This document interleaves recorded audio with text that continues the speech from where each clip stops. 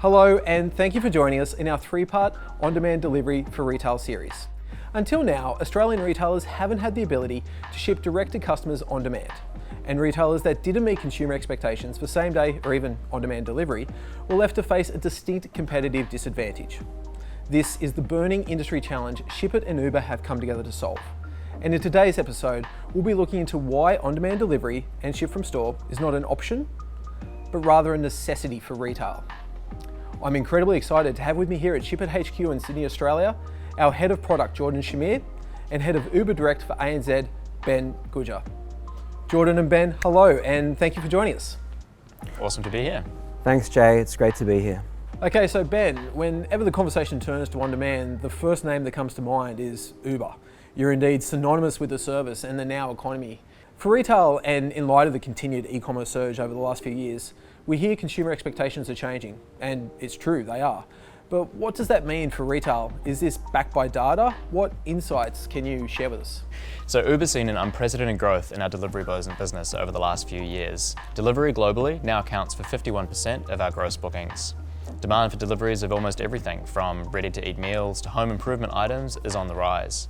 As a nation here in Australia, we spent a record $62 billion online in 2021, which is a jump of 23% on already record 12 months previous.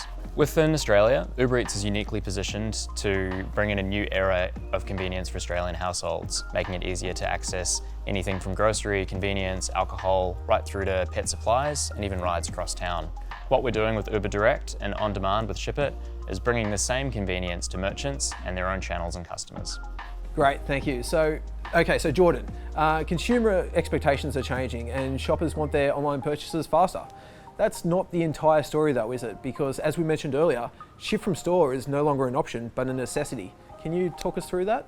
Consumer expectations are certainly evolving. We want products and more broadly experiences that fit in with our lives. Through COVID, there was a strong acceleration of online consumption, but where it had once been concentrated across several industries, FMCG, fast fashion, etc., it diversified, and we were ordering everything from t-shirts to pharmaceuticals to gym equipment entirely online. Now, depending on where you get your data point, e-commerce experienced between 5 and 10 years of growth over the space of a short 12 months. Accordingly, pure play and omnichannel retailers have had to reconsider the role of the store.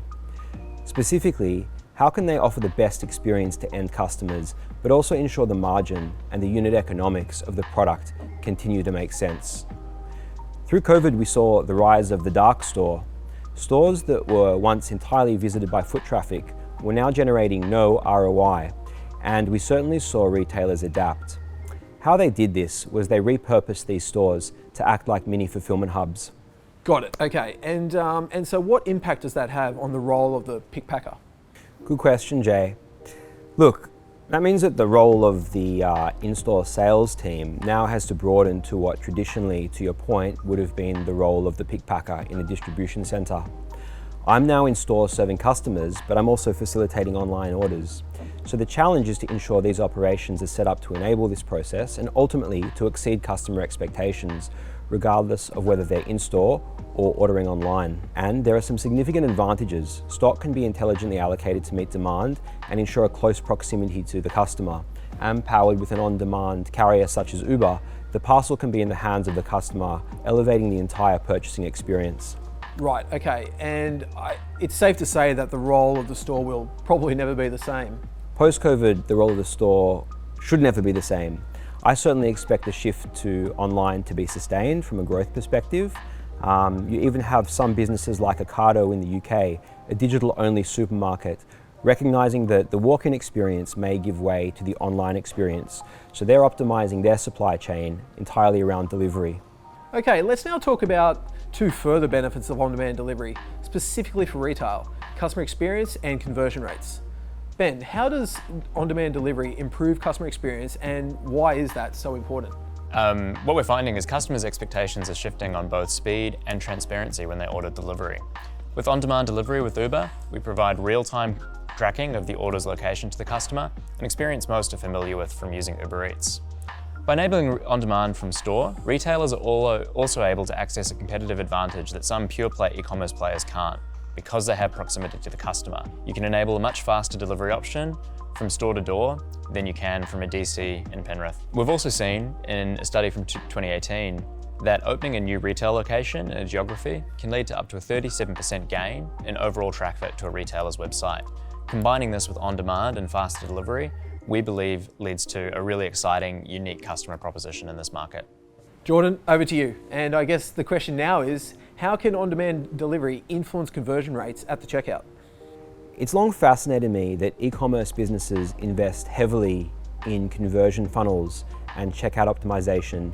However, what is arguably more impactful, the final journey of the product to the customer, has historically been an afterthought, despite it being the equal, if not greater, part of the experience. On-demand delivery is a very effective way to radically improve the experience and drive repeat purchase. Perhaps it's a dress or a pair of jeans on a Saturday night. By tying in free on-demand delivery to a higher cart value, merchants can drive up average basket size while keeping the experience bar very high. As we move to an increasingly online world, it's important to note that customers will and do shop around, always. Think about how low the barriers are to shopping around online. It's typically a new browser tab and a Google search. The most advanced retailers are thinking outside the box. They're thinking about how they can delight their customers so as to ensure repeat purchase. If I'm getting my items delivered on demand, that's a very compelling reason to continue to shop from a given brand. Retailers are thinking beyond the transaction.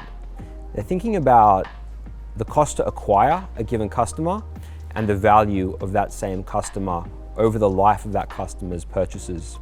By solving for experience, retailers are putting their best foot forward and ensuring that the customer is satisfied and ultimately lifetime value remains high.